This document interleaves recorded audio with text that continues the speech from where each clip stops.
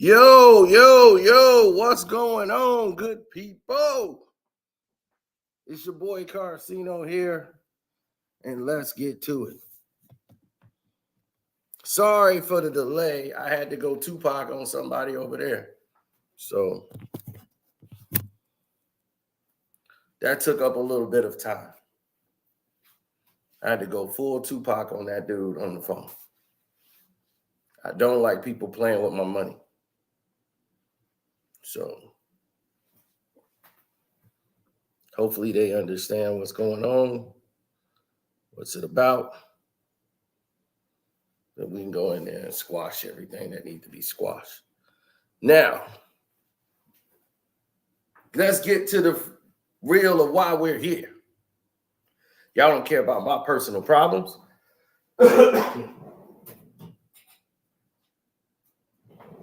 Now,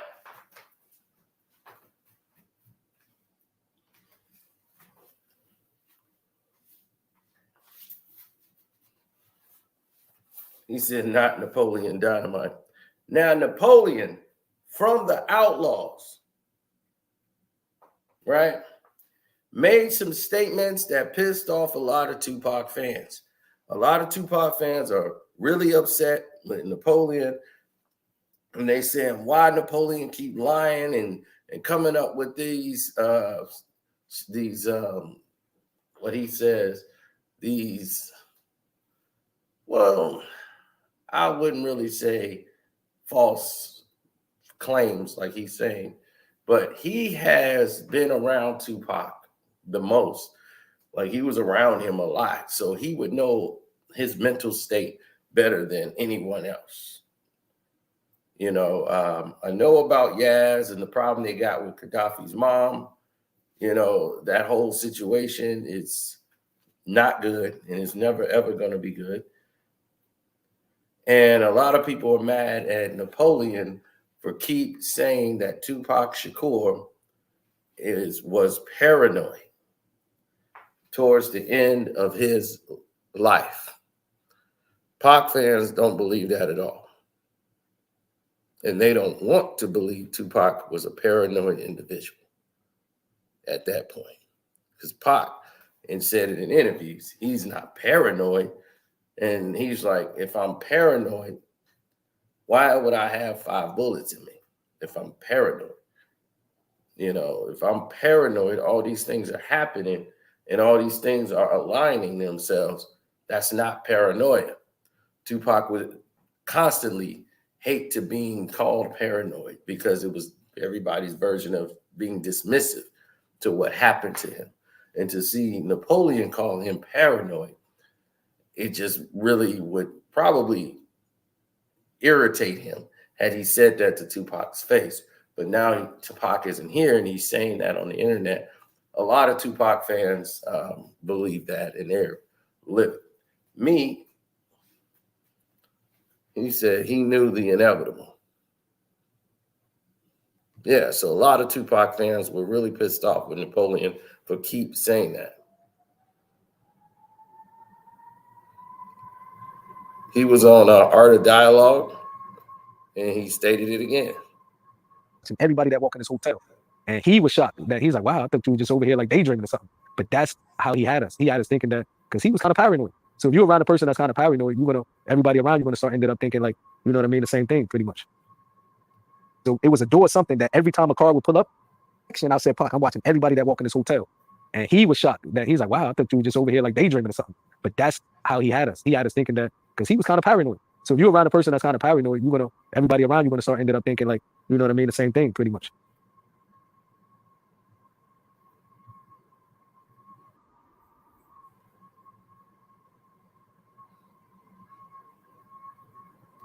Salute to HD who showed up. Don't forget to subscribe to his channel. Welcome to HDII TV. See, I used to say, welcome to HD TV with the 2 eyes. But once I heard him break it down the way he does, welcome to HDII TV, we started doing that.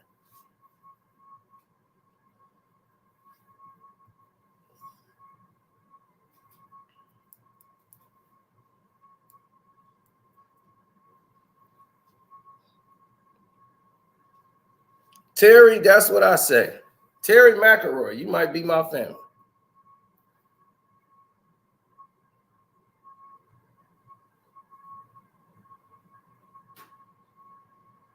Terry might be my family.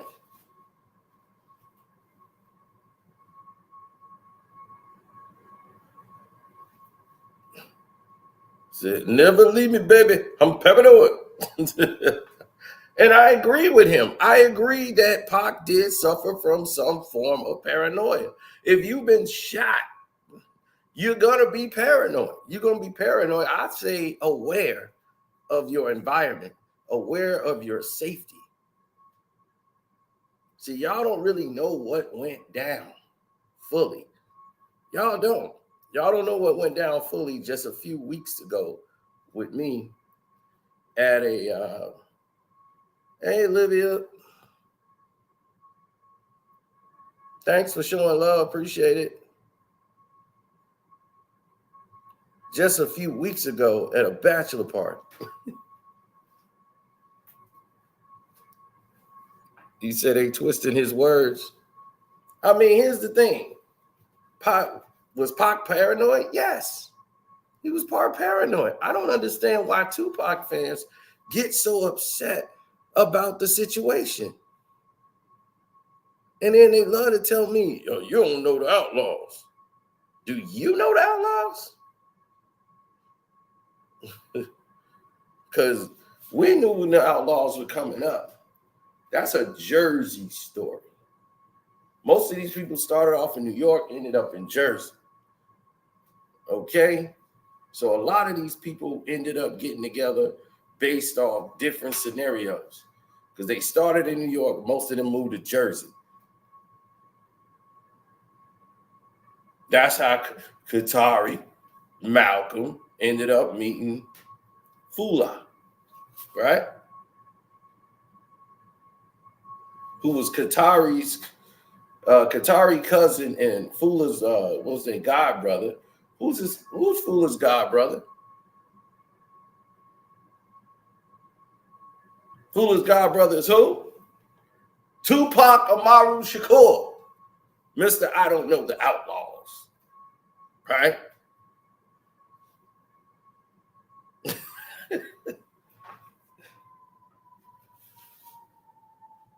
Yep.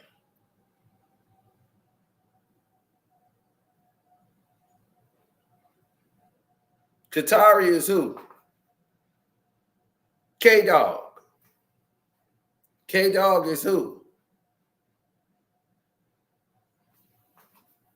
I'm gonna see if you know the outlaws. That's what we gonna do.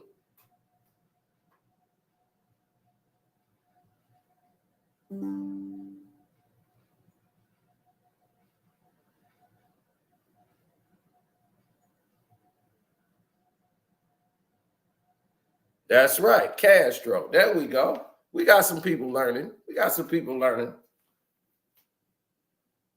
Now, what happened? Who is Malcolm Green niche? They call Big Malcolm. Big Malcolm is who? Who is Big Malcolm?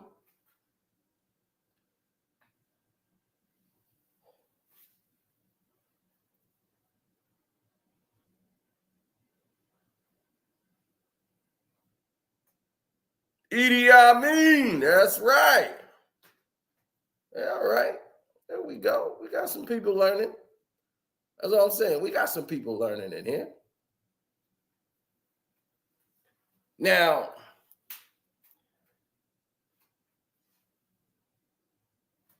remember Tupac's song? Holla if you hear me.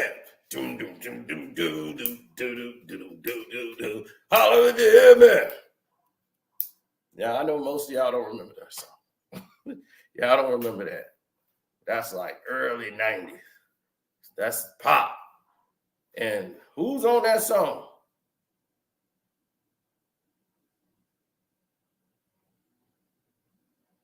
On that single that was released. On that Flex. Big Malcolm, K-Dog,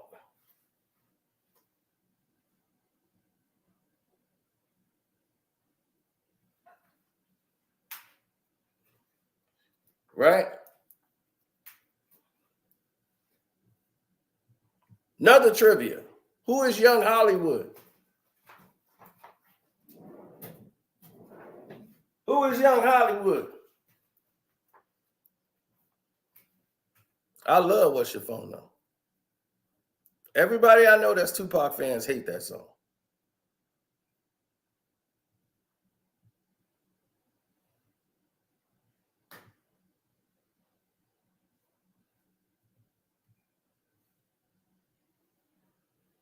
Holla If You Hear Me was a classic song because it's made from a classic Chicago song where everybody do the cha-cha and all that. That came from a song called that they used to use in Chicago called The Bus Stop.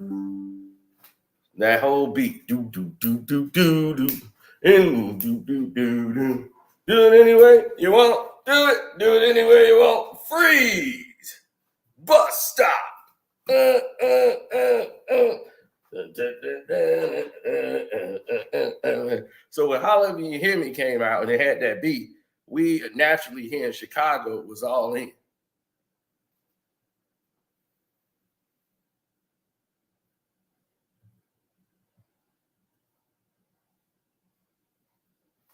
That was a Midwest classic.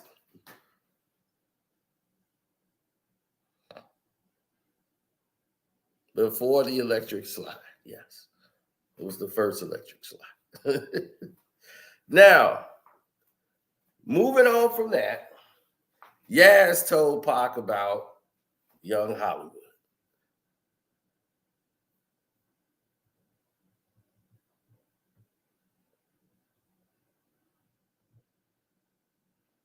All Out News had it right. Yak, who ends up becoming Gaddafi. That is correct.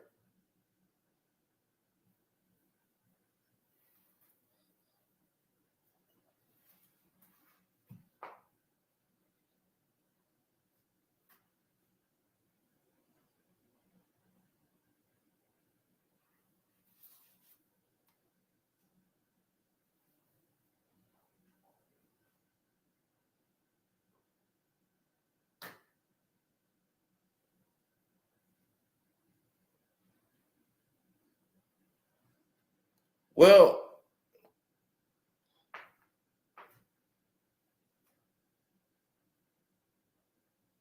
yes. Yaz actually told Tupac about Mutah. And we all know who Mutah is, don't we? Mutah Bill. Who is Mutah?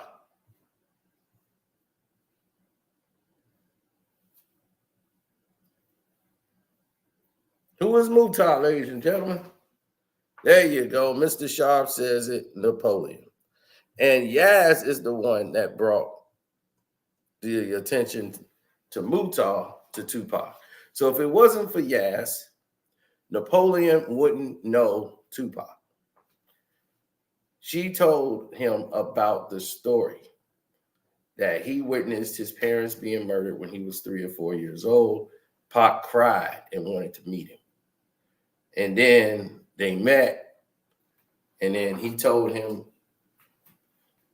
he didn't want him to go under his alias, just his first name, Mutah.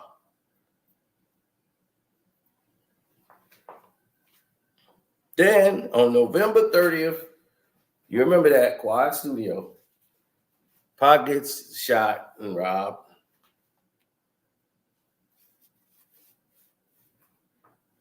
Then in February 14th, he was sent to prison to serve 4.5 years. And then April 5th, Me Against the World was released while he's in prison, while he's in jail. And Dramacidal, which was the name of the group that they came up with, they was on Outlaw and Me Against the World. What other song it was on? Damn. So Many Tears.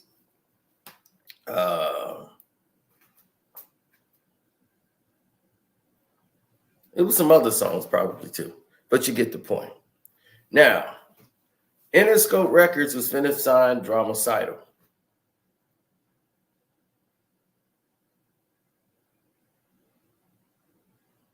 They had a deal on the table with Interscope based on Tupac bringing them on the records and everything else, and they didn't have a record deal. Interscope was finna sign them while Tupac was in jail. Death Row, Interscope, and Time Warner got together to get Tupac released. And in return, they got a 3-album deal with Death Row Records. But he's still on Interscope.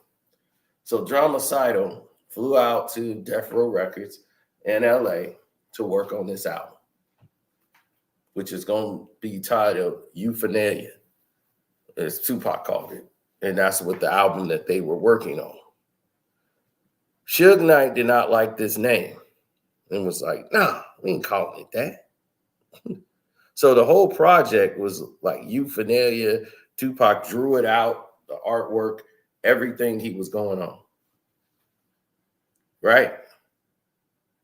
Drew it all out in a paperboard, Euphanalia, boom, boom, boom. He had like an angel, some type of thing with wings on it. And it was like a logo that he was going to have on the album. He wanted his album to be called that. Suge was, you finna confuse. You don't, no, Pop, no, it's not how we do it. You're going to confuse the public. Now, if the name of your album is something that they can't even pronounce, hell, I could barely pronounce that. You don't want to confuse your audience, and you just got out of jail, and they be, oh man, jail messed him up. He ain't thinking right. You don't want that. You want to make a splash. You want to say, I'm back, and I'm better than ever. This here gonna tell you gonna take them on some philosophy stuff, and he gonna confuse them. And they're gonna be, man, jail messed him up. You don't want them thinking that, Pop. This about you. Yeah, it's like all eyes on Pop. All eyes on me. He was like, yeah, you're right. All eyes on me. It's your album, Suge. So, again, this was an album that was for Suge. You know, for getting me out. Thanks for getting me out. So when he brought in DJ Quick, it was like, yeah, Quick got this track. I want you to hear it. He gonna produce a song on there. And he was like, Quick was working on the album and all that. He was, look, I want you to work on this and do this. And Pac was like, whatever. Everybody was pulling in. It wasn't a Tupac project. And he was like, look, I just need to get out there. So let me come out. And he had all these rhymes that he written. Most of them he knew off the back of his head. He was gone. Pop, pop, pop, pop, pop, pop, pop, pop, pop, pop, pop, pop, pop. Songs already written that he written in jail. And Pac is trying to put his impression on the album. What is Tupac's songs compared to what is a Suge song?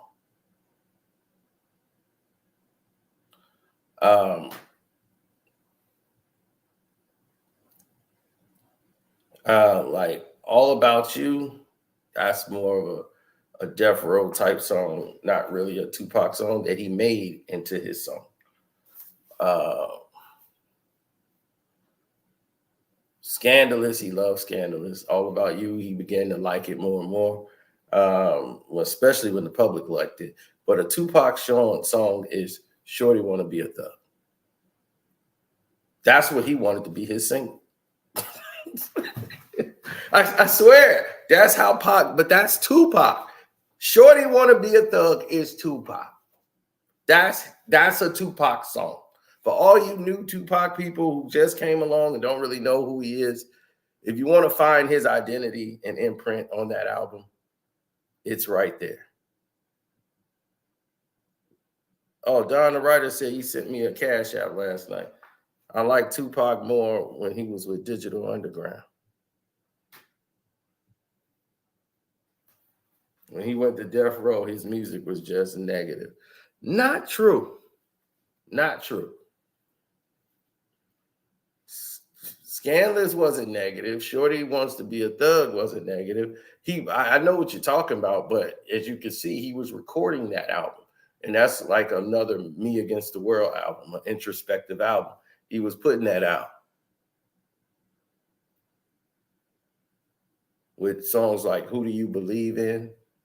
And all these songs. That was going to be on an introspective album that he was putting together. My Letter to My Firstborn, Who Do You Believe In? Those are Tupac. That's Tupac at his essence. Who do you believe in? I put my faith in God. Blessed, I'm still breathing. Even though it's hard, that's who I believe in. So he was making those records. But all of these things that was happening with Tupac is him fighting to make the songs he want, but Suge and them implementing the songs that work. So Suge had a lot of influence with that album actually selling what it was. Suge was right.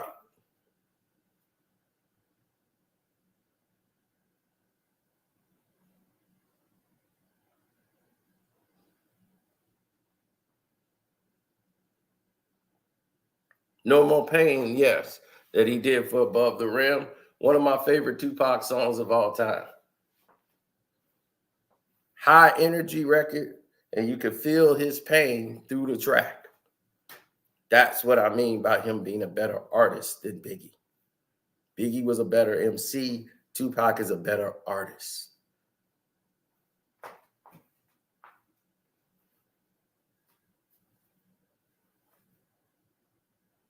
Spice One and Tupac don't sound alike.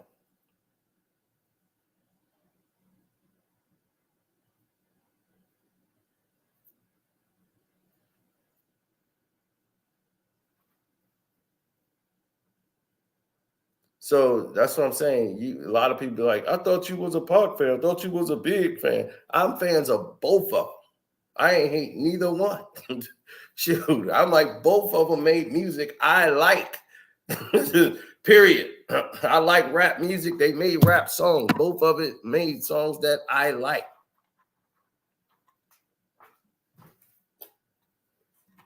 Now, when you start talking about the general perception of the two, this is why Tupac fans right now are a little mad at Napoleon for saying Tupac was paranoid. But I'd like, dude, you would be paranoid too in this situation.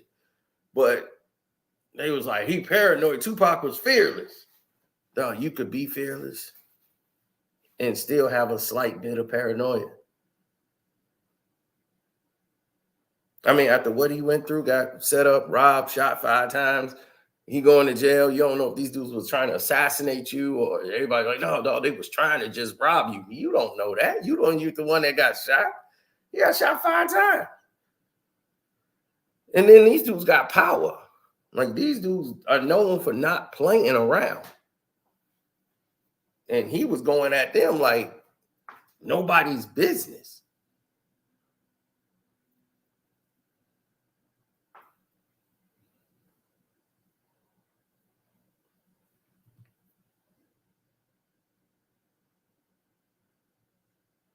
But Pac didn't like to be called paranoid. He thought of it as dismissive. Everybody be like, man, Pac, that dude just paranoid. Am I paranoid? Am I paranoid? And I got shot 5 times. I'm the one shot. Ain't my homeboy rolling with my enemies? The dudes that was there when I got shot, and he rolling with them, and I'm paranoid. Remember he said that in the interview? Am I paranoid? Or stuff really happening? Paranoid is when you worried and jacked up about absolutely nothing. You got no reason to feel this way.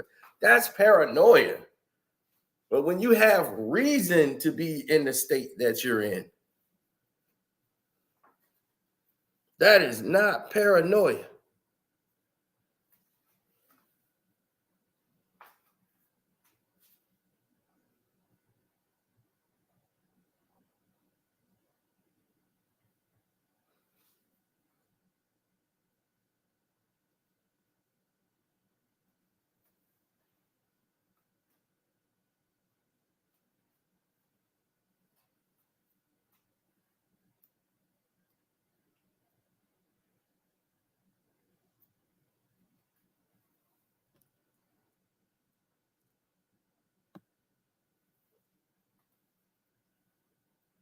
Well, here's the thing.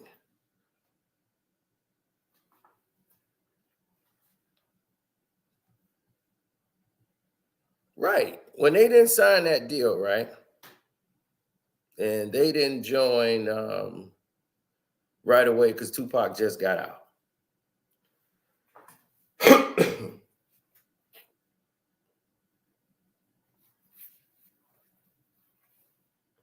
I remember that time.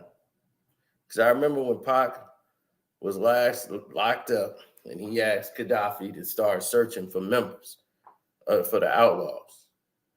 Now, they already had Edie and Castro and Napoleon, but he wanted more. So he told him about his boy, a guy named Bruce Washington. He was like, man, when I was in Montclair, New Jersey, he's like, we got robbed for our hats. So we went to do this guy named Bruce Washington, man. And he said he can get our hats back. And then, man, this guy could have confronted them thieves, man, and he returned our hats just like he said. And Gaddafi said, can I bring him to meet with you while he was locked up?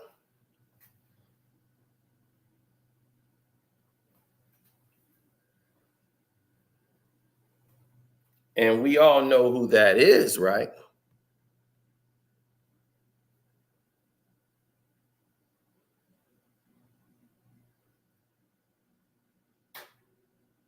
That's right. Fatal Hussein or Hussein Fatal. Either way, it's right.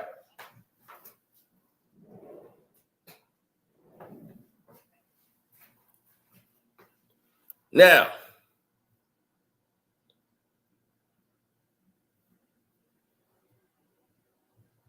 this is all based on accounts that these people have all said, most about stories that's known. So I tried to tell people all along that Hussein Fatal, everybody kept thought he was the closest to Pac, and this was Pac right-hand man, and he was not originally part of the Outlaws. I keep trying to tell people this. They thought I was lying, and now you hear the Outlaws tell the story themselves, and they tell you the same story I tell you. They were there. You know what I'm saying? So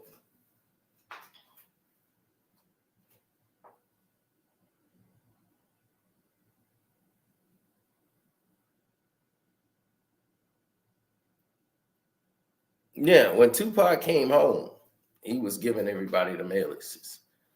He was like, "You gonna be named after Idi Amin, the Ugandan president, and you gonna be after the prime minister, the president or whatever, Italian president Mussolini. That's you, Big Sight. K-Dog, you Castro. That's the Cuban president, Fidel Castro. Mopreme, you Kamani. That's who you is. That's the Iranian Ayatollah. You Kamani. Mukhtar, you Napoleon. That's the French emperor, the ruthless Napoleon.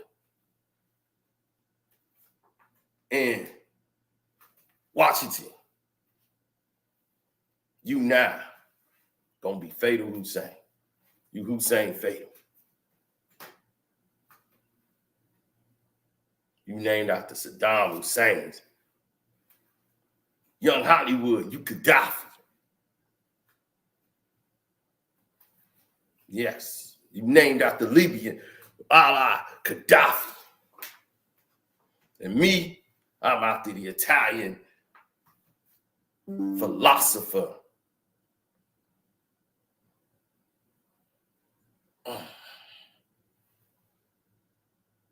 Oh. Ooh, wait a minute. Hold on. Now you got a burp and you got something in your chest. Ooh.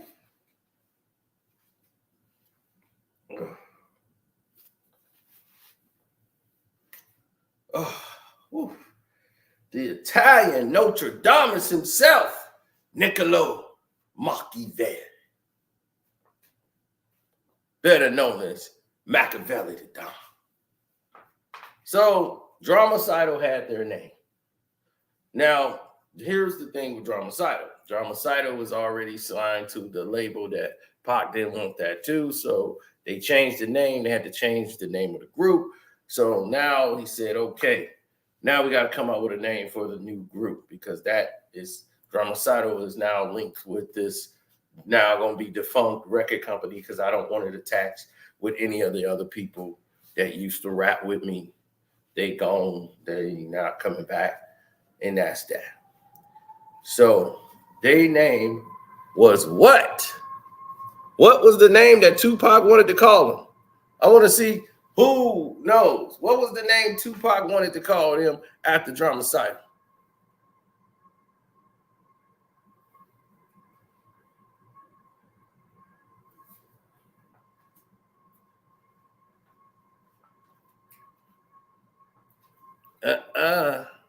See, I'm gonna see how much y'all know the Outlaws.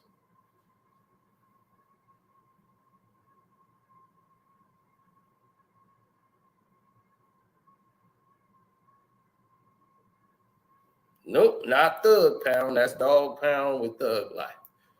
They called it Thug Pound. No, it's not that. Nope. He made a song about it.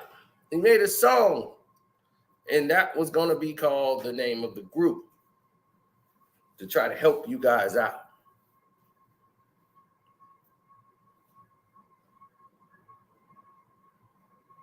It was the introduction to the group. Well, now that none of you know, and I know, let me tell you what it is. See? And you said I don't know the Outlaws. Their name, and Tupac wanted to call them the Little Homies.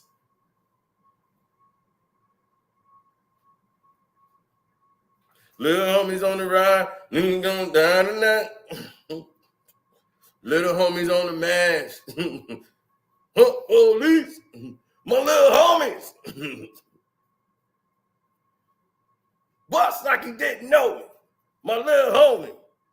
Joey Nine said he said that. Let's go back and see if Joey Nine said it. I don't see it. The thing is flying up, Joey. I don't see you saying it here.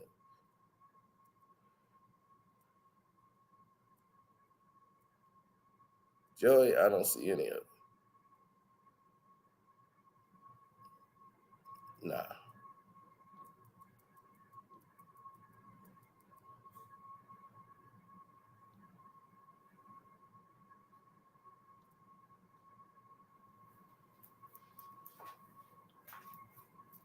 So they were the little homies.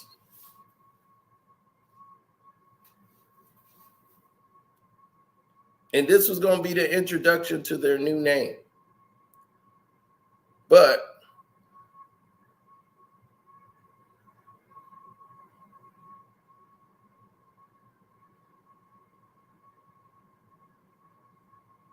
yes, but there were multiple versions. The version that you hear of Little Homies was recorded in 96. But it really was recorded in 95.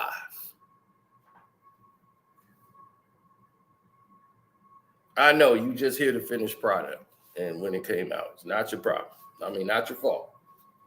But yes,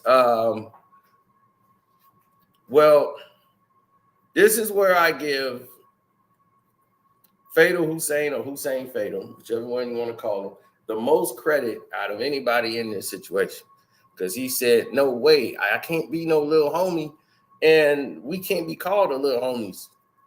Because if we the little homies, we damn near your age. He's like, I'm damn near your age. How am I a little homie?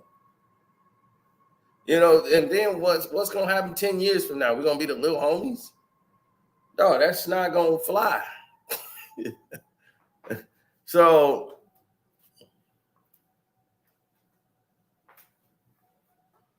that changed. Based on that conversation, that changed. Unlike any of them, the guy who really was the street dude was Hussein Fatal Hussein. He was really the street guy out of all of them. He was in the streets. Now, here's the problem. Pac came back and said, all right, well, y'all outlaws, outlaw immortals. It was like he already had the name and he was bouncing it back and forth what he was going to do. He called them the outlaws. Then he called them outlaw immortals. He added the immortals later. But he was just calling them the outlaws and then just said outlaw immortals.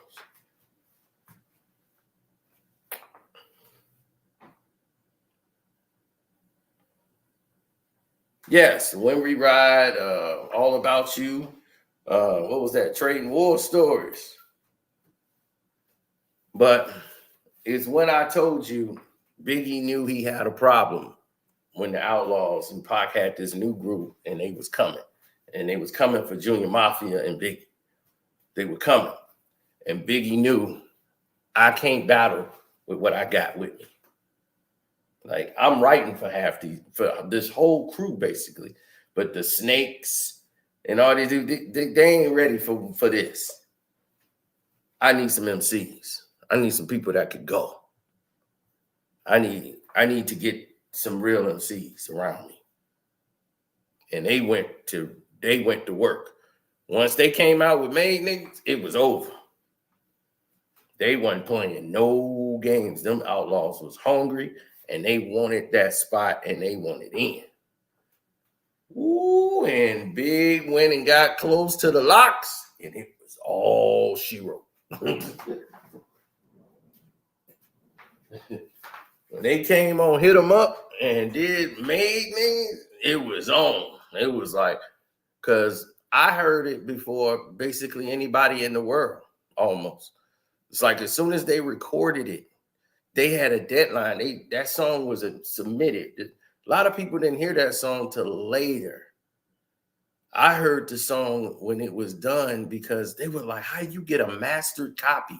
Somebody had like a bootleg version or something that they got off the radio that somebody had played it. They didn't know where it came from.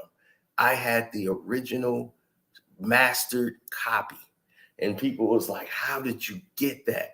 Because what you didn't know, and a lot of people didn't know because they didn't pay attention, is that it was on the Jackie Chan soundtrack. Jackie Chan had a movie called Super Cop come out. And it's on the soundtrack of Jackie Chan's Super Cop. The full mastered song. Nobody knew it.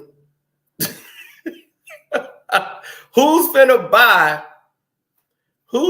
buy Jackie Chan's Super Cop soundtrack?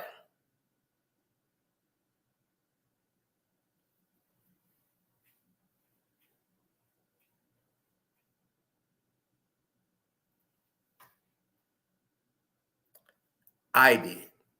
So that's how I had the mastered copy. I had the mastered copy on the streets the whole time. And the whole city of Chicago is bumping Made Niggas. We got pulled over, and my boy is in the car because he thought he was Tupac. And his cousin is with him. And we get pulled over, and we right where we about to go to. The house is probably, we can get out and walk to the house quicker. And we right by the house. And the cop pulled us over, and my boys in the bar, sir, you gotta let him go. Gotta let him go. But sir, they got guns, they got girls, they got weed. I said let them go. They made me.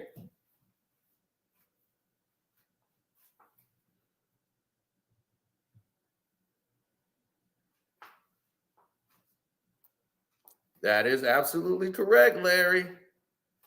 That's what I just said. That's where it was at first. The Super Cop soundtrack. And nobody knew it because who's going to buy a Jackie Chan movie soundtrack that's in hip hop? Nobody's looking for that. I was looking for that. So there was no video. There was nothing. This song blew up with no promotion whatsoever. Made Niggas was way better than Hit 'Em Up to me. I love that song. Now, when Made Niggas came out, that was it. And they was getting off. The Outlaws killed this song. The Outlaws showed they were hungry. They were ready. And we said, man, I said, as soon as that song came out, I said, Big them in trouble. Junior Mafia in trouble. They can't compete with these dudes. I was like, they cannot. Little C's and all them, they are not going to keep up with this kind of heat. I was like, Big in trouble. He better get some MC. He can't battle all these dudes by himself. He going to have to get some help. And boy, oh boy, next thing you know, he got Black Rob, he got the Locks, he got Mace, he got, man, it's a whole new armada. And they ready for war. I was like, Big had to get equipped. He knew just as we was listening to it, it was going through his mind saying the same damn thing. I got to get rid of y'all. Y'all dead weight. The rest of y'all, I'm taking Big, and I'm taking C's and Kim. I ain't working with the rest of y'all. Good luck. The rest of y'all, the Locks, come on down. Mace, come on down. Big Black Rob, come on down.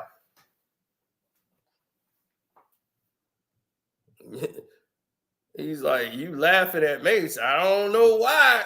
Mace got bars, son. Shoot.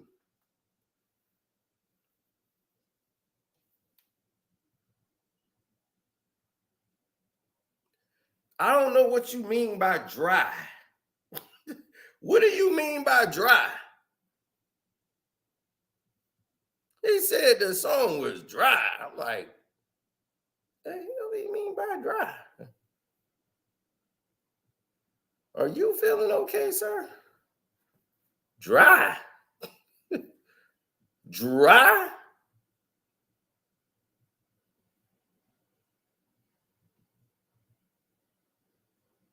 I don't know if that means great and outstanding, because to me, Long Kiss Goodnight is way better lyrically than Hit 'Em Up. Hit 'Em Up was the energy and the abrasiveness of what he was saying. It was so direct and it was right to the point.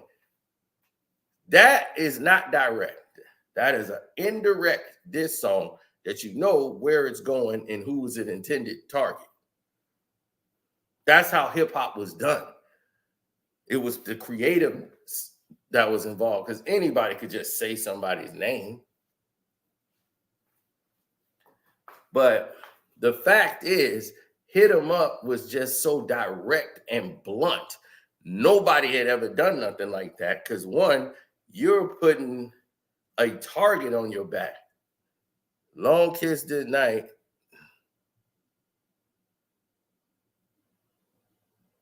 Right, you putting a target on your back. But Tupac did not die because of Hit 'Em Up.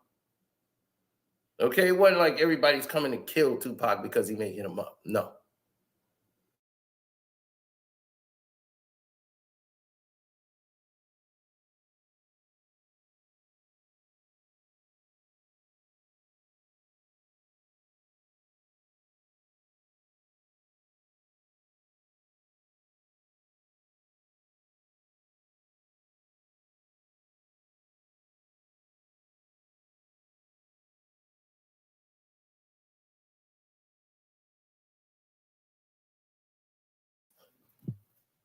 I'm like, what is going on with this buffering? Who coming in here trying to sabotage me? Somebody trying to sabotage your boy. They don't want me talking about this. This ain't the Tupac investigation.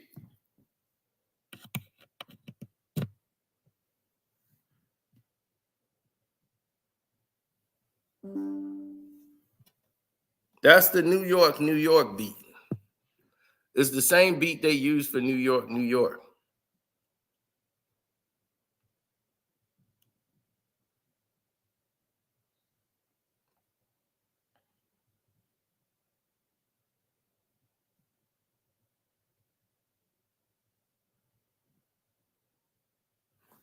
Well, No Vaseline was direct, but it was more personal. It wasn't as vicious.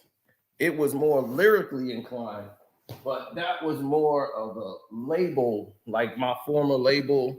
And to me, it's still the best diss record ever done. Is No Vaseline. Each verse, he had a verse for each guy. First verse was like Dr. Dre. Second one was Ren, and the last verse was Easy E. And it became very vital because at that point,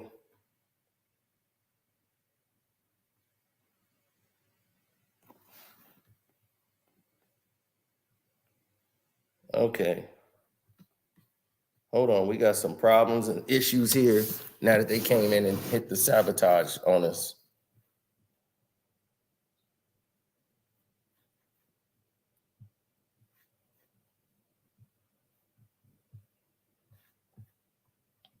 I don't know whose idea was that.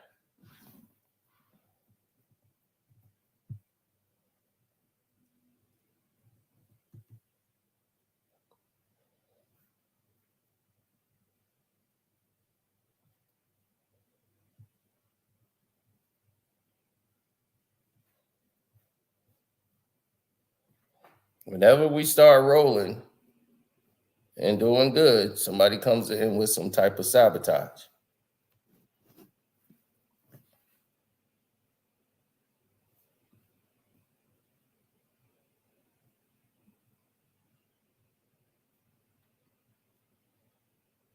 Hit the like button up, good people. Don't forget the super chat. My cash app is Carcino, like my man just did there. Like it says here in the banner.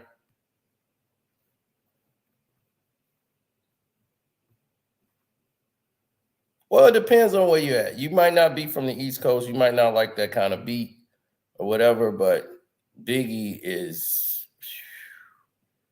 Hey, what's up, Burundi?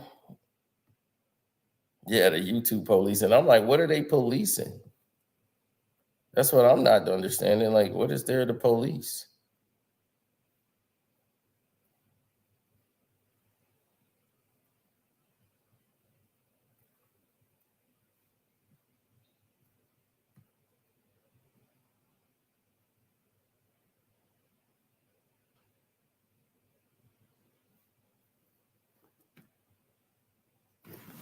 Yeah, it's just the kind of crap I'll be complaining about over and over again.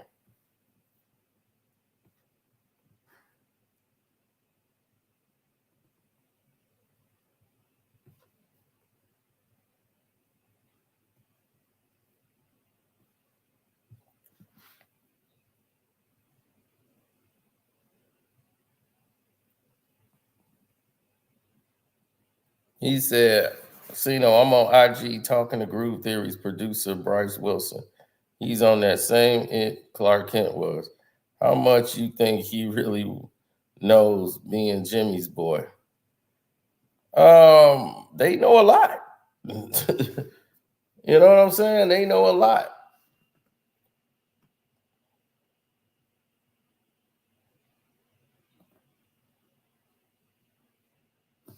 All eyes on me or life after death. That's tough.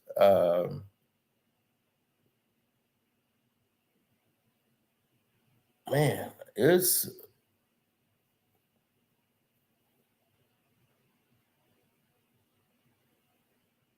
here's the thing. They're two different type of albums. But I like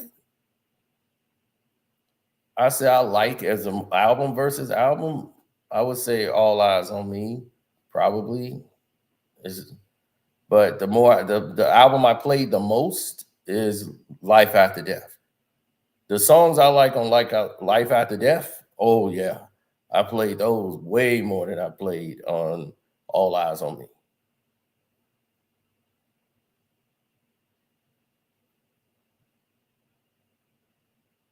Well, All Eyes on Me is not even Tupac loving that album. He loved the Machiavelli album. Oh, he loved that album. Now that's Tupac's baby, Machiavelli. That was him getting everything out that he wanted to get out.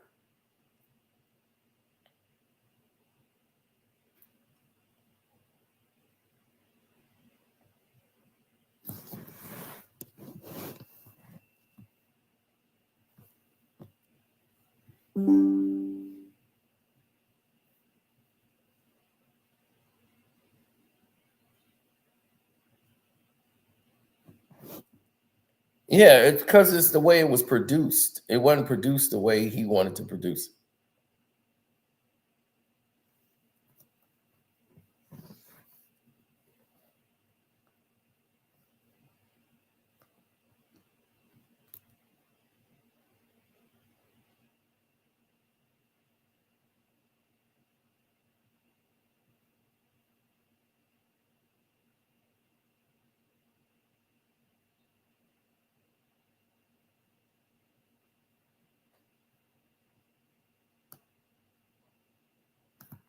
Oh, Pac was crazy. Pac was like corrupted Pac, man. Yeah, that was something. Pac was setting it up like, look, we gonna square it off. We gonna squash all this. Like corrupt. You shouldn't even be talking to me. You ain't a boss. Pac was all about like military strategy. That's what made that so crazy.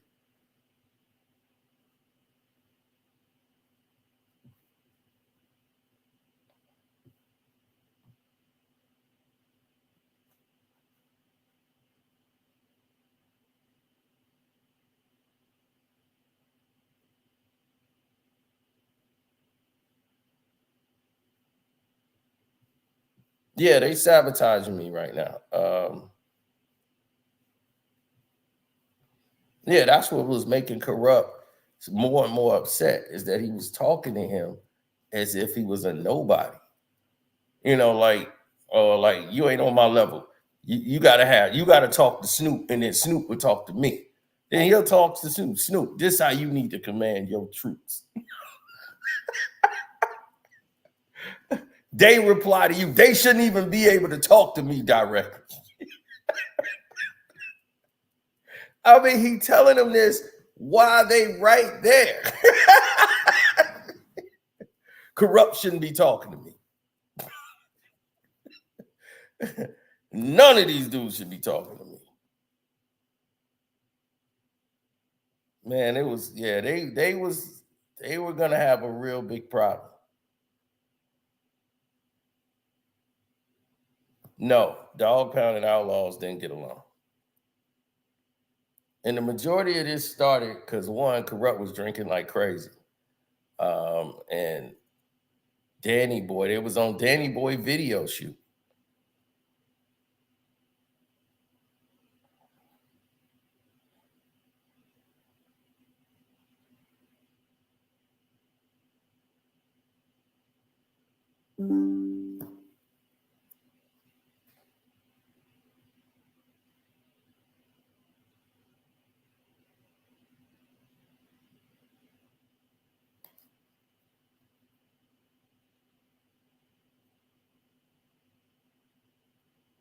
That is true. You see, the whole thing is he wanted Dr. Dre to be a part of it because Dr. Dre was essential in getting things done and doing it in a certain way. Once Dre was removed from the project, see, that was what people didn't realize. Dre left right when they was like he was in transition to getting the hell out of there. Had nothing to do with Pac, but Pac coming in did not make it even better because he didn't hire him. When they made the agreement, when they did Death Row Records, the record label Suge was he's supposed to run the label. He was the money. Dre was supposed to run the label. All the hiring of talent, that was Dre, up to Dre to do. That shifted, and Suge started bringing in and having much more control. Suge wasn't doing interviews. He wasn't being photographed when his first Death Row first started. Then he started to get caught into the limelight. Like he the star, he the mob boss. So now it's this, who's this Suge Knight? And and he had it in big bold letters, executively produced by Suge Knight in big letters on the album. And nobody knew who he was. They was, who Big Suge? Who this guy? I thought he was the bodyguard. That's the man. And now he's got the stogie. Now he's, so his ego start taking over and he start hiring talent. And Drake's like, whoa, wait a minute. Now you hiring talent? That's not what we do. Like, I have to make the decision on bringing the talent in. So when they brought Pac in, he was all right, cool. They went to work, and he liked Pac work ethic. So that was that. And then Tupac, was just Tupac. He was just like, I'm not going to deal with this. I'm about, already got my record deal set up. He was already trying to get away. And this is what made it go the way he did.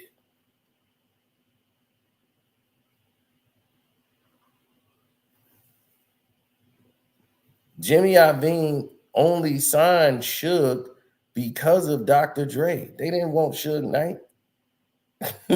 Suge Knight was able, they wanted Dr. Dre. They was like, this guy's talented. Interscope was not the major powerhouse they was. They was just really starting out. Dr. Dre and Death Row made them into a powerhouse. They didn't have a lot of artists. They really didn't have a lot of money. They were having to deal with Clive Davis and borrow money from Clive. They would, like, Interscope wasn't all that. So when they did the soundtrack for what's his name, they first song, Dre and what's his name for Deep Cover, Snoop got off on that song. And he loved that song, but Dre hated the song because he didn't get a chance to finish it.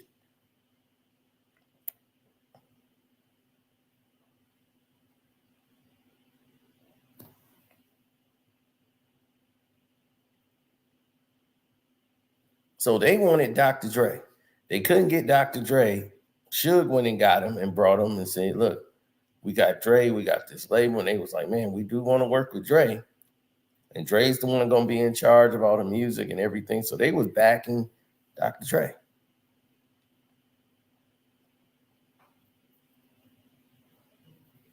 Suge was supposed to be like the protector, the bodyguard of Dr. Dre and protecting his interests.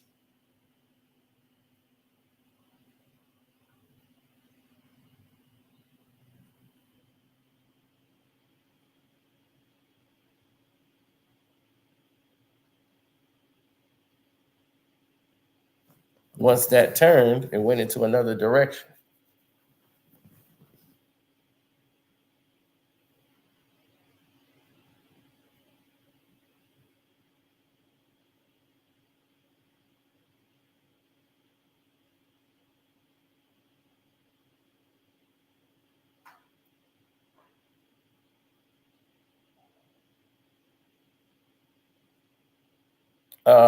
You're right about that. I mean, but the whole album was done in 2 weeks, but he had other songs that they added.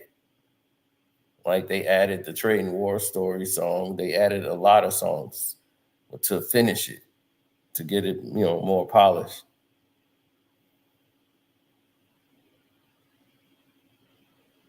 Now, here's the thing.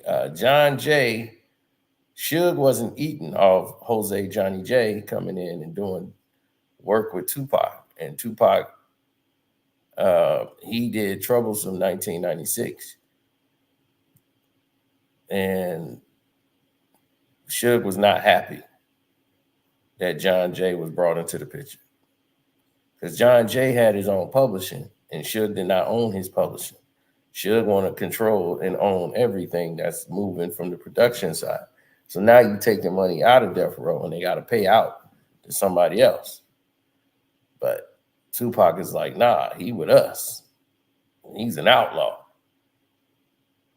And only in the original version do you hear him actually mention him by name. Death Row cut him off the song when they released it. They cut that part when Tupac says, Shay Guerrero did this beat, y'all. Shay Guerrero did this beat, y'all. AKA Jose Johnny J, the Cuban militant. So they cut that off the record.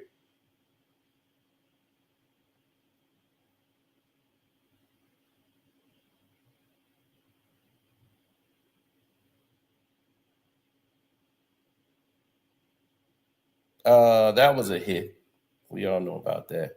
But we talk about that on the Patreon. That's coming up. what happened to Jose Johnny J, that's happening this week.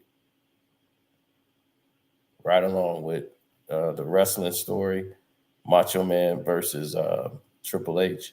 I mean, not Triple H, but Stone Cold, Steve Austin. Why he hated him.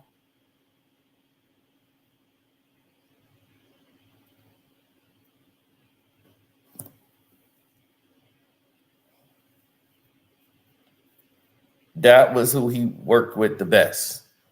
Pac felt that's the all the guys he worked with, that guy he understood.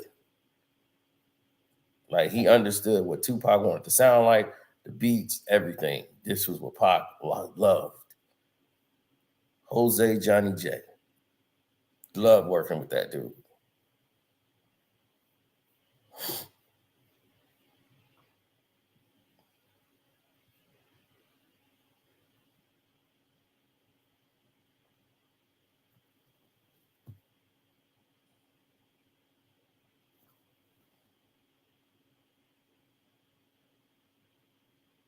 They ruined everything, man.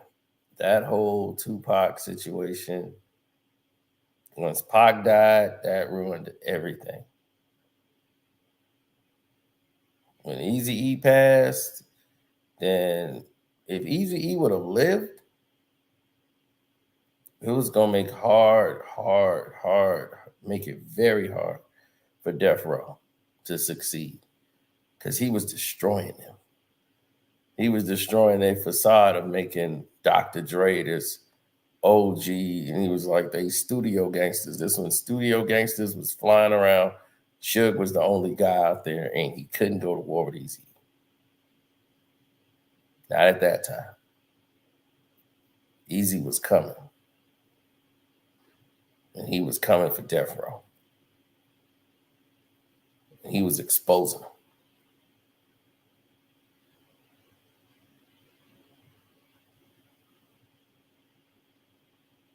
And he got his guys, that Gangsta Dresta and all them, and they was going around applying the pressure on Dre and all of them.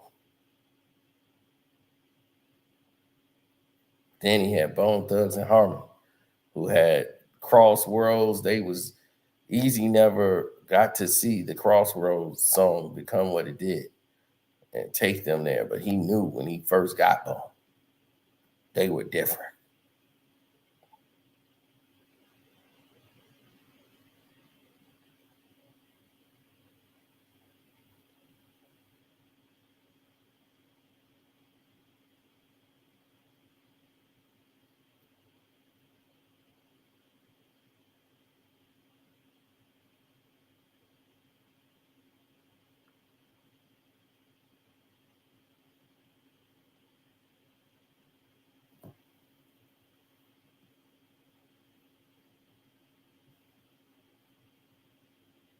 Absolutely.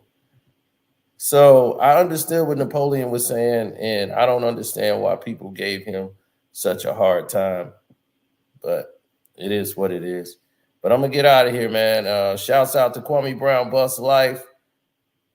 Y'all gonna be seeing me on One Crack News. We're gonna go through what's happening with the migrant situation over there, here in Chicago, the whole nine. And he said Biggie's Life After Death album was better than All Eyes on Me and Long Kiss Goodnight and What's Beef and Somebody's Got to Die was crazy. Exactly. I mean, these songs hit way harder. I mean, if I have to, there's some songs on side two I don't listen to on what's his name out on Biggie out Life After Death.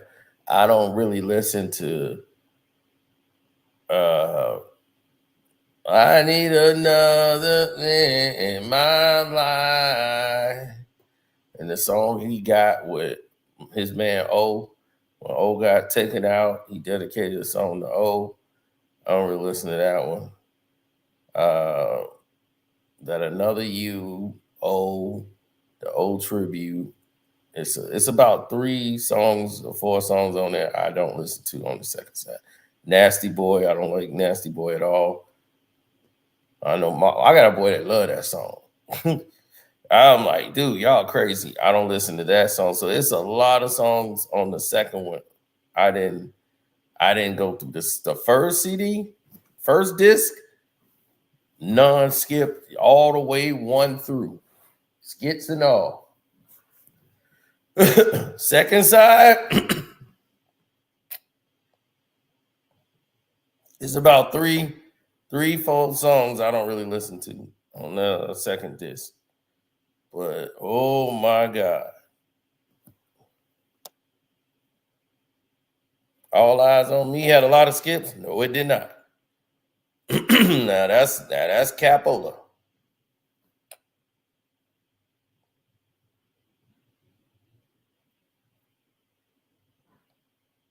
No, because Big ended it well. Man, when Big came out in the second, when you put 3 home runs back to back to back, you're Nobody Till Somebody Kills You is the last song on the album. Then you had My Downfall and Long Kiss Goodnight. When you got 3 bombs like that in a row, woo, that was crack, woo, crack, woo, crack, woo. Those 3 songs alone, those 3 songs right there, ain't no song on All Eyes on Me touching any of those 3. Period. And I love Tupac, but even Pac would tell you, he would know, like, we gonna have to go to the Machiavelli album. Now the Machiavelli album, now you got some songs that can match that energy. But on All Eyes on Me, it's not matching that. Not those 3.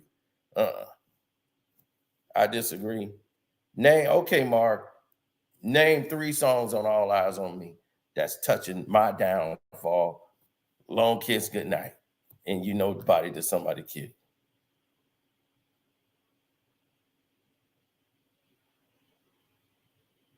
Name 3. That's any Pac fan. You don't have to just be Mark. Name 3 right now.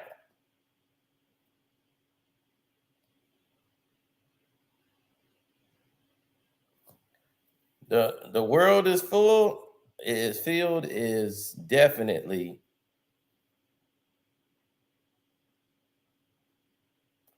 my buddy hated the whole Life After Death album. Jim Bronski hated the whole Life After Death album except for The World Is Filled by Too Short.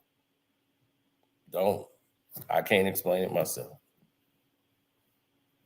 Now, I asked him to name 3 songs. He came with 1. Ambitions of a Rider. That's 1 song. I said, name 3.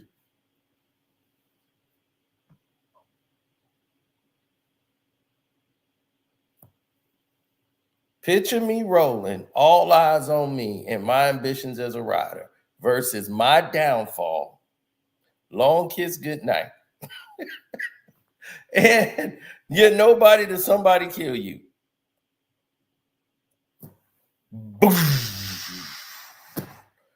Buddy, you are way off base. No way in hell those 3 could even touch those 3 songs, man. Picture Me Rolling and All Eyes on Me, those are way different type of records. You can match those songs up with them, those songs will get swallowed.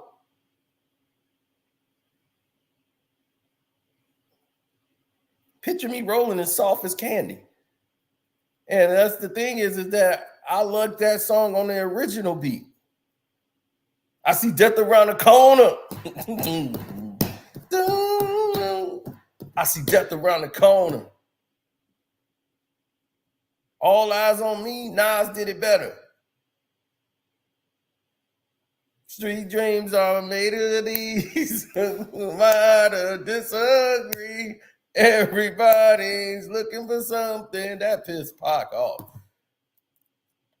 He talking about Fake Thug on his album, and he's still in my beat.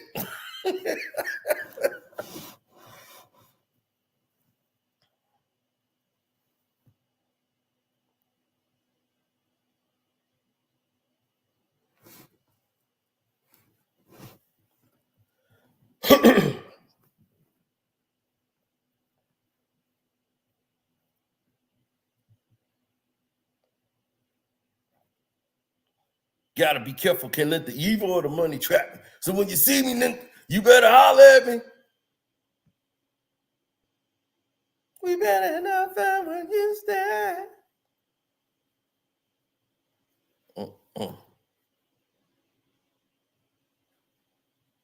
My downfall is that's monstrous.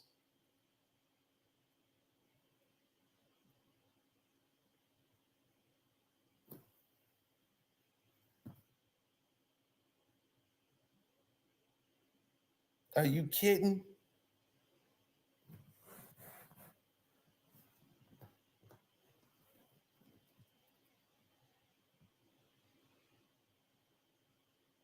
No, bro. I like holler at me.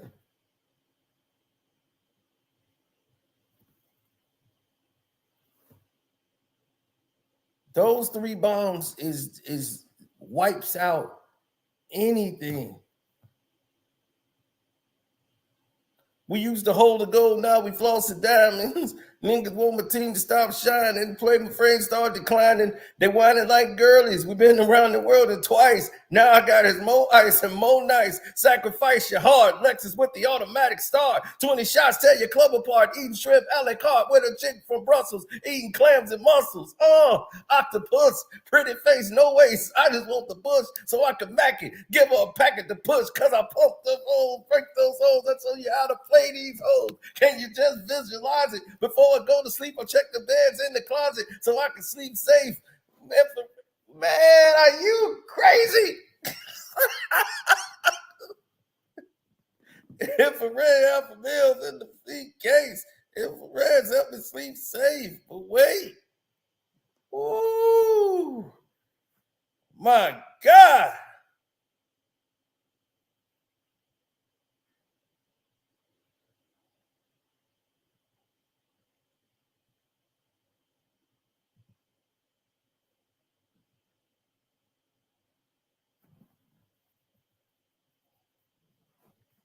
Y'all done got me back in here. We supposed to been gone.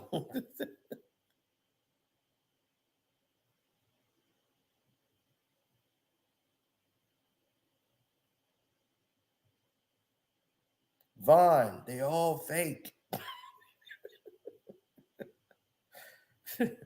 99.7 is fake.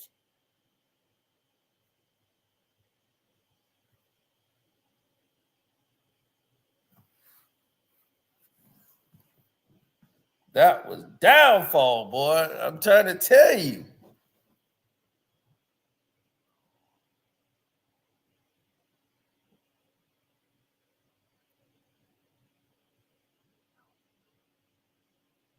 Shoot, I'm flaming gas, aiming at these effing maniacs. Put my name in rap. What part of the game is that? Like they hustle backwoods. I smoke backwoods and Dutchies. You can't touch me. Try to rush me. Slugs go touchy, touchy. You're bleeding lovely with your spirit above me or beneath me. Your whole life you live sneaky. Now you rest eternally sleep. Man, that dude was vicious. I'm trying to tell you, Big was some vicious. That big 6 foot something Jamaican, no way. That boy was not a problem.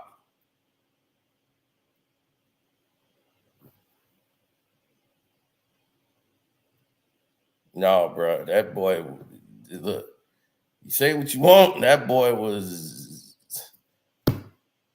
he was a problem. On that mic, trust me, MCs all respected Big. They could dislike him. You ain't gonna fight him on that mic.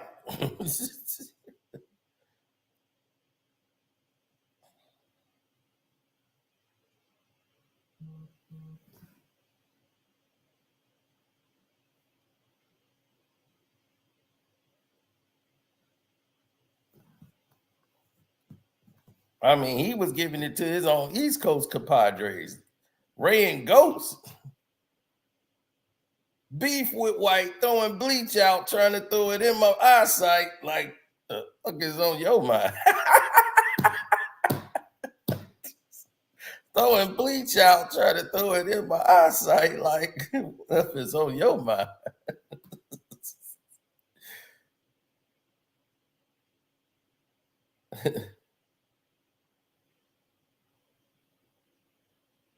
Mhm. Having beef with wife,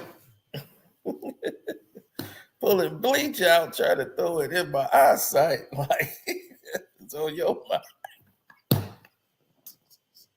Oh man, Ray had me cracking up on that line.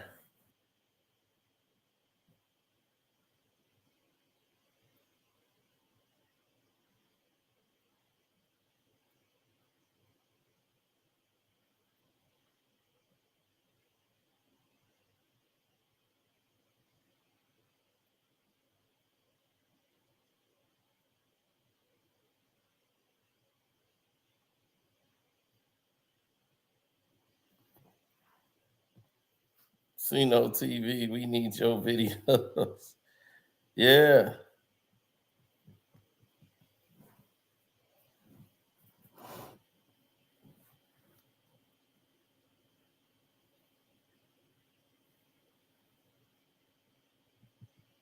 Man, it's bringing back a lot of memories. My favorite songs on that album is Scandalous. Scandalous is by far my favorite song on the album. I play Scandalous 1,000 times.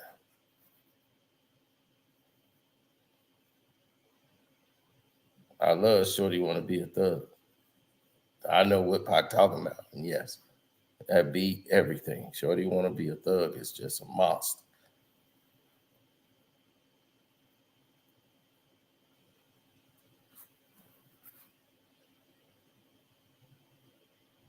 Man, that is hard. What is like my favorite songs?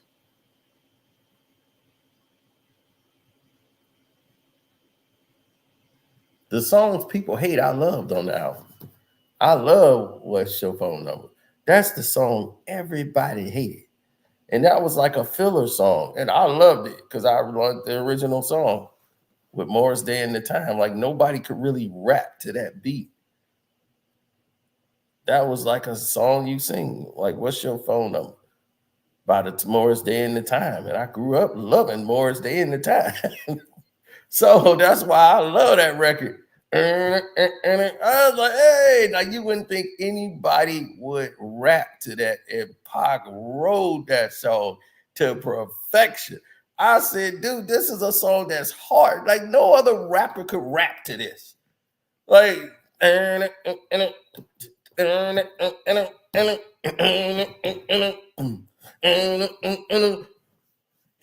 was riding that beat all the way through. Pac was rapping to that hard. I said, damn, this dude is going on. Every Pac fan I know be like, man, I love every song on the album except for What's Your Phone Number? West Coast dudes. They're like, yo, man, I ain't gonna even hold you, man. You know Pac, man. He really put on for everybody out here, dog. You know what I'm saying? He really repped this hard, man. They talking that unnecessary madness about him, man. It really get me, man. With what's your phone number, man? He should just cut that off. The homie should have just left that off the album. Man, West Coast dudes, when they talk, man, it's they pronunciation, old school West Coast guys. Now everybody sound like they from the East Coast or some everywhere. Back then, like real West Coasters, man, they dressed proper. They didn't sag their pants. They used to have a belt on, everything be creased, khakis creased, everything. They got on some Chuck Taylors and they be sitting there with their shirt. They rolling up some tops. They ain't smoke no blunts. They rolling up tops and have a whole conversation with you while they rolling up a top. Yeah, man, I'm some lame busters. Man, that's why I don't really deal with they kind, man. Some unstable creatures. Man, that's what they are, man. They some unstable creatures.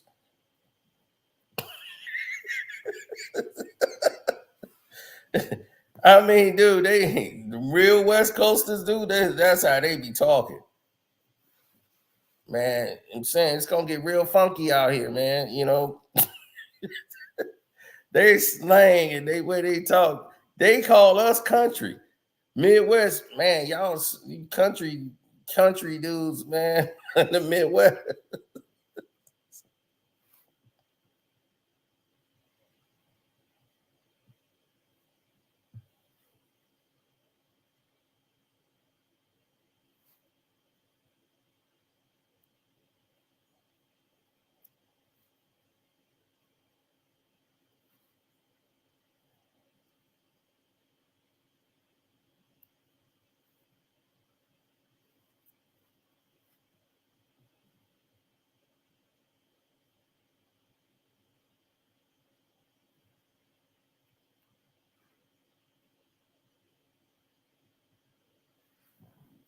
Gaddafi, Gaddafi and Drake. I mean, no, Drake's a better artist.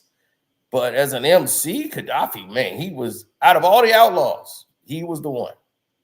Gaddafi. That was the one. Everybody was like, who this dude? This MC at the end, like the one that went last. Trust me, I'm talking about MCs are saying, man, that dude that was riding with Pac at the end, like, believe me, there's a lot of people here in the Midwest and a lot of MCs that just didn't like Pac. They did not like him as a rapper, period. It's like, dude, I ain't got no rhymes like that. Dude, he ain't cold. You know, he can't destroy nobody on no mic. Dude, it's really guys like that, like MCs, hip hop, and they like, man, them dudes can't rap. You know what I'm saying? That's what Pac was like, man. He talking about we can't rap. What? You must ain't heard no songs off Death Row. And he could start. Pac could use the East Coast flow when he need to. Don't All Out. That was him using his East Coast rap flow.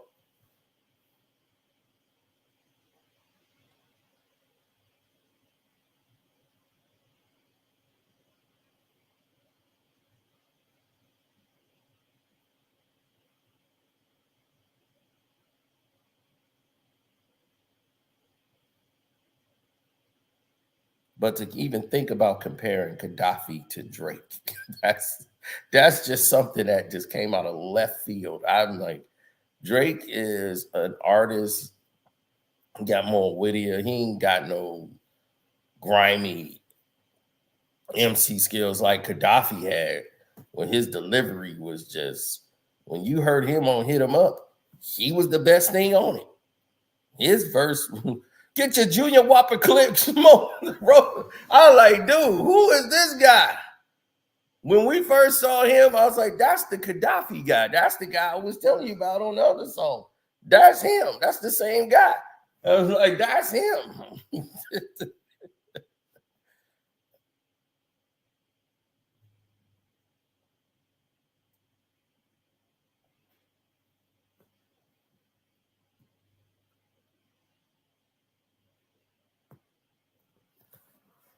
They problems for the Outlaws, it became greater after Biggie died. Once Biggie died, the Outlaws they were about done. They were gonna have a lot of problems, and they had a lot of problems. When Pac died, they had a lot of problems because most of those guys ended up coming back to the East Coast. Then when Big died, man, that was not nice. You know, like y'all going back to Jersey, Big just died, and y'all was rolling with Pac, riding hard against Big. Nah, this is, it's already was amplified. Things was already amplified with them in New York. With some dudes just like, as you can see, if you watch Mass Hoffa's show, it's dudes that really dislike Tupac from New York. Like they still to this day harbor feelings about him. They hate him up. They hate it.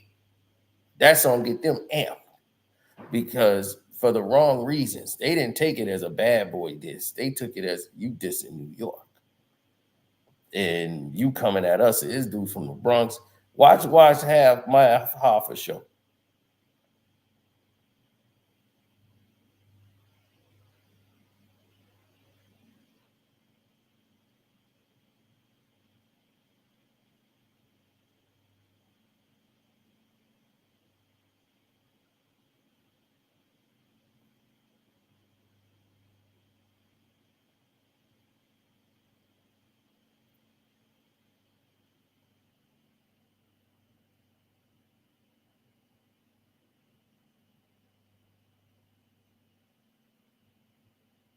Mm-hmm.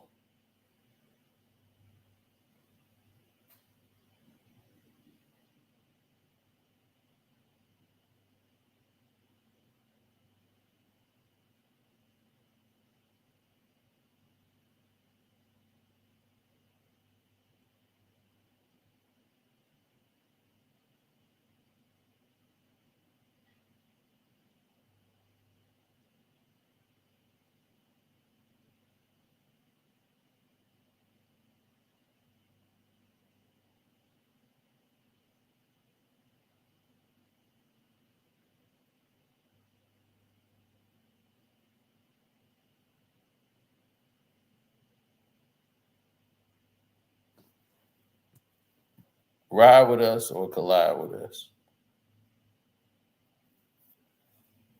He said, I'm gonna check that out.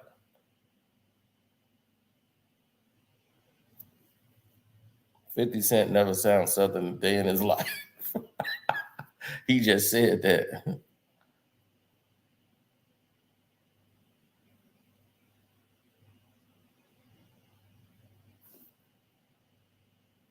Look at what the riff raff and drug in, cause you know my degrees is from hotter than your oven. I'm from New York, even though I sound Southern. After we play, okay, go to your husband. Hey, Edie, I mean, yeah, Edie was all right. No, it was like who was they had boot camp clique, like Still and Rock and all those guys. Remember when they went out there with Pac before Pac died and all that stuff? They was working on the album One Nation and all that. When they went out there, when they came back and all that, and they talk about what happened, they're about to get it in right then and there. Dude, they don't like Pac. I'm trying to tell you, there's a lot of New Yorkers. I've met them. They do not like Pac like that in New York. It's a lot of them still mad at him, saying, "Man, he the one got Big killed, and he was all his bullshit." You know, like it's people in New York that don't like Pac to this day. They don't like none of his songs, nothing. They just really turned off on Pac. It shocked me. I'd be like, "Damn, dog."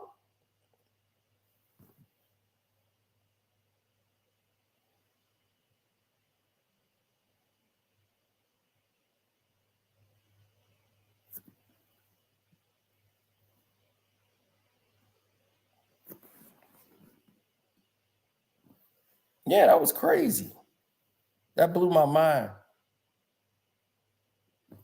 Yeah, John, and he's mad at me to this day, talking about I told the story wrong. I'm like, bro, I tell it like it was told to me. And if you have another, you was set up by somebody in your crew that got you beat up, then that's somebody you got to take it up with. They was telling a story.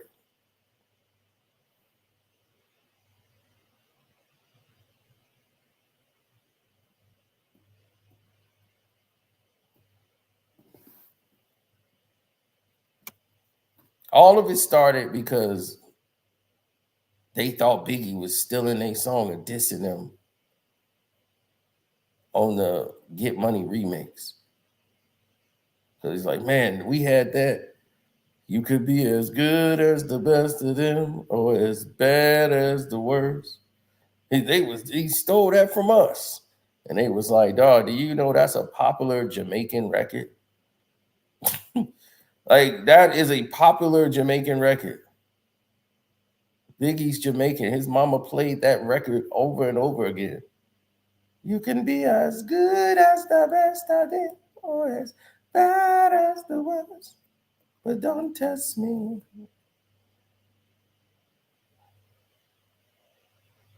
And it started over that nonsense. But it's really just deep rooted jealousy that Big was getting all this hype and fame.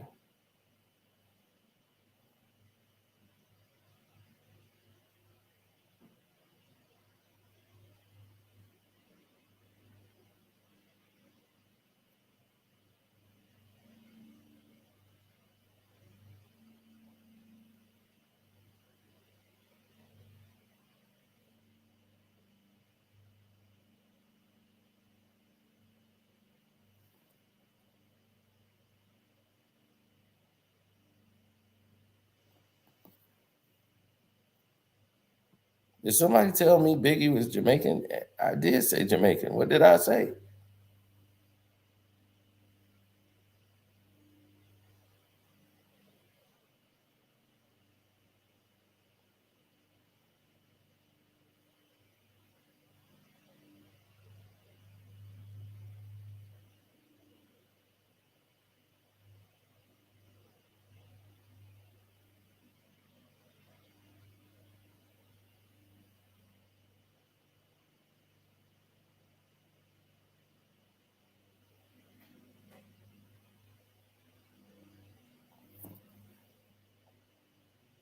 X over Pac, y'all tripping. Woo, that's a whole different type of conversation.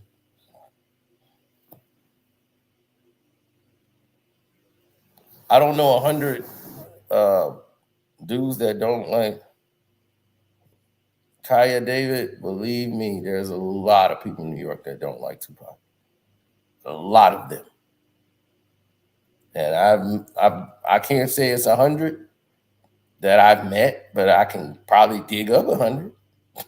Trust me, I can dig up 100.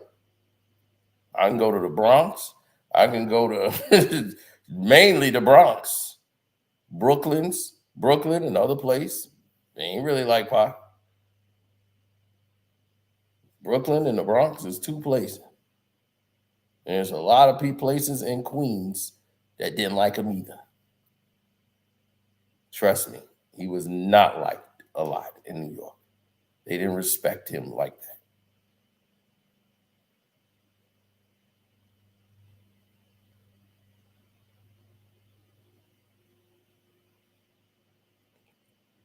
It shocked me. Like, I'm like, dude, 30 dude been going like 20 some odd years.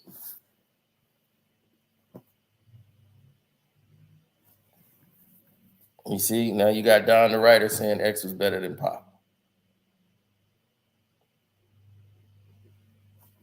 That's a conversation y'all gonna have for another day.